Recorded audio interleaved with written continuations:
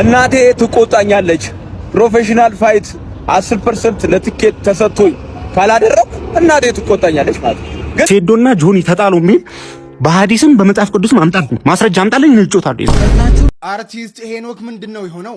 በኢትዮጵያ የፊልም ኢንዱስትሪ ውስጥ ለሙያ የሚከፈልን እውነተኛ መስዋዕትነት በተግባር ያሳየም አርቲስት ሄኖክ ወንድሙ በሶሻል ሚዲያ ላይ ሰሞኑን እንግዲህ ትልቅ መነጋገሪያ ሆኗል። ፊልሙ 7,300,000 ብር ነው የፈጀው።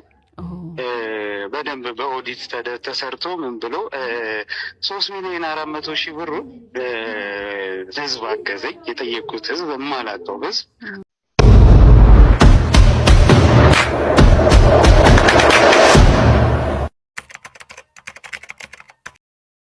እናቴ ትቆጣኛለች። ፕሮፌሽናል ፋይት 10% ለትኬት ተሰጥቶኝ ካላደረኩ እናቴ ትቆጣኛለች ማለት ነው። ግን ፕሮፌሽናልም ከሆነ እናቴ ትቆጣለች። አላህም አይወድም ማለት ነው። የኢትዮጵያ ህዝቦች ስማ፣ እኔ የምፈልገው ፕሮፌሽናል ፋይት ነው። ከትኬት 10% እንዲሰጠኝ ነው። የእናቴንም ቃል አከብራለሁ፣ የአላህንም ህግ አከብራለሁ። ስለዚህ ቁማር ከሆነ እኔ አልቀበልም። እየሰማችሁ ቁማር ማለት የሆነ ሰው ሄዶ ይሄ በቃ ስፖርቱን ማያሳድግ መንገድ፣ ስፖርቱን ገደል የሚከት መንገድ። ለምሳሌ አንተ ሂድና ይሄ ውድድር ካሸነፍክ 10 ሚሊዮን ብር ትወስዳለህ፣ ካላሸነፍ ቤት ትገባለህ። ይሄ ፕሮፌሽናል ነው። ስለዚህ እናቴ በዚህም ትቆጣኛለች። አላህም ቁማር አይወድም። ቁማር ነው በቃ ቁማር አላህ አይወድም። እናቴም ትቆጣኛለች ማለት ነው። እናንተ የምታመልኩት አምላክ ቁማር ይወዳል? እናታችሁ ቁማር ትወዳለች? ቁማር ብትጫወቱ ትፈቅዳለች? እንደዛ ማለት ነው። ፕሮፌሽናል ከሆነ ግን እናቴ እየቀጠቀጠች ነው ግባ የምትለኝ እየደበደበች ማለት ነው። ፕሮፌሽናል ፋይት ከሆነ ትኬት 10% ከተደረገልኝ እገባለሁ። ሁላችሁም ይሄን ቪዲዮ ሼር፣ ኮፒ ሊንክ እያደረጋችሁ ለዓለም አዳርሱት ማለት ነው። የኔ ዓላማ ይሄ ብቻ ነው። this is my last video የመጨረሻ ቪዲዮ ነው ስለ ውድድር። በቃ ተፈለቁ። ሐሳባችሁን በኮሜንት ጣልጣል እያደረጋችሁልን እሴዱ 10 ሚሊዮን ፈቀዷ። ምንድነው እናንተ ሐሳብ የምትቀያየሩ?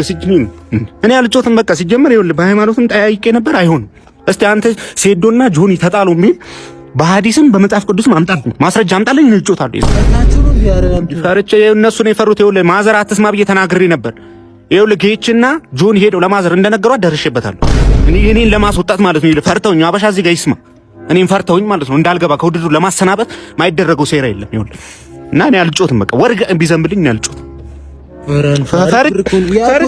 ምንም ፈርቼ ምናምን አልጮትም። በቃ መብት አይደል? የሌለ በቃ ዜዶ ላይ የሌለ ነው ሙድ ያዙበት። ሜምሮች በጣም እየተቀባበሉት ይገኛሉ። እስኪ እናንተስ በዚህ ጉዳይ ምን ትላላችሁ? ሐሳባችሁን በኮሜንት አስቀምጡ። ቀጣይ ቪዲዮ እንመልከት።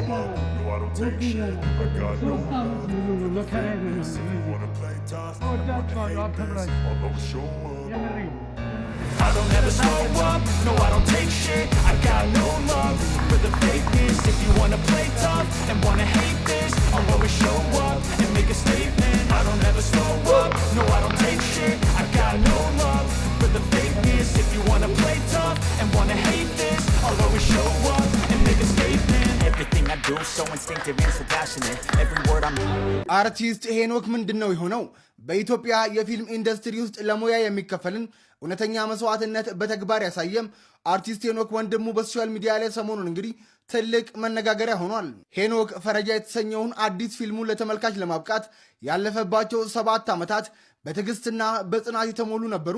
ሄኖክ ለዚህ ፊልም ስኬትና የሚወክለው ገጸ ባህሪ ተአማኒነት ሲል ብቻ የሰውነቱን ክብደት እጅግ አደገኛ እስከሚባል ደረጃ ድረስ በመቀነስ ለሙያው ያለውን ፍቅር በተግባር አሳይቷል። አርቲስቱ የጀመረውን ፊልም ከዳር ለማድረስ የገጠመው የገንዘብ እጥረት ሳይበግረው በተለያዩ መንገዶች ድጋፍ በማሰባሰብና የሰዎች ፊት በማየት ጭምር ስራውን ለመቀጠል ተገዷል። ታዲያ በምስሉ ላይ እንደሚታየው ሄኖክ ለገጸ ባህሪው ሲል የደረሰበት አካላዊ ለውጥ ለሙያው የሰጠውን ትልቅ ዋጋና ቁርጠኝነት በግልጽም የመሰከረ ሆኗል። እናም አሁን ላይ ትልቁና ዋናው የፊልሙ ቀረጻ ተጠናቆ ለማጠቃለያ መድረሱ የተሰማ ሲሆን እናም ይህም ስኬት በብዙ ውጣ ውረድና መከራ ውስጥ ላለፈው ሄኖክ ትልቅ እፎይታንም ሰጥቶታል። ሄኒ ላሳየው የማይናወጥ ትጋትና ላሳለፍካቸው አድካሚ ጉዞዎች ትልቅ አድናቆት ይገባል። እስኪ ሁላችሁም ለአርቲስቱ ያላችሁን አድናቆት ኮሜንት ላይ ግለጹለት። ፊልሙ 7,300,000 ብር ነው የፈጀው። በደንብ በኦዲት ተሰርቶ ምን ብሎ 3,400,000 ብሩ ህዝብ አገዘኝ። የጠየቅኩት ህዝብ የማላውቀው ህዝብ። ሌላውን እኔ መኪና ሸጬ የማነ ገብረስላሴ ካፒታል ሆቴል እና የሆሴ ሪል ስቴት ባለቤት ብሩክ አትላንታ የሚባሉ ልጆች ቀሪውን ሞላ ነው እኛ ሶስታችን እና ህዝቡ ያገዘኝ 3.4 ነው። በጣም ብዙ ነው። ግን እሱም ስላለበቃ እኔም ያው ትንሽ ንብረቶቼ ላይ ገባው ምናምን ኃላፊነት ከባድ አይደል? አዎ አንዴ ከጀመርከው ደግሞ የእናንተ አሁን ወስላችሁ ነው እየታመነ ያለው እና ሆነስት ሆነሽ ስትመጪ ልክ አይደለም እና ይሄ በቃ ለመደው ይሁን ወይ አቢው የሆነ ህዝቡ በቃ ስታጭበረብሪው ምናምን ነው በቃ የሚስማማው እና ሆነስት ሆነሽ ልስራ ብለሽ ስትመጪ በጣም በቃ ከባድ እንትን ውስጥ ነው የሚከትሽ እና ያፋቅቅሻል። እያንዳንዱ ጉርሻሽ ምንሽም ህይወት ያለሽ አይመስለውም እና ከባድ ነው በጣም። እንዴ ትልቅ መስዋዕትነት ነው በነገራችን ላይ ሄኖክ፣ ለኢንዱስትሪ እንደ ባለውለታም ተደርገህ ነው በጣም ይታያል።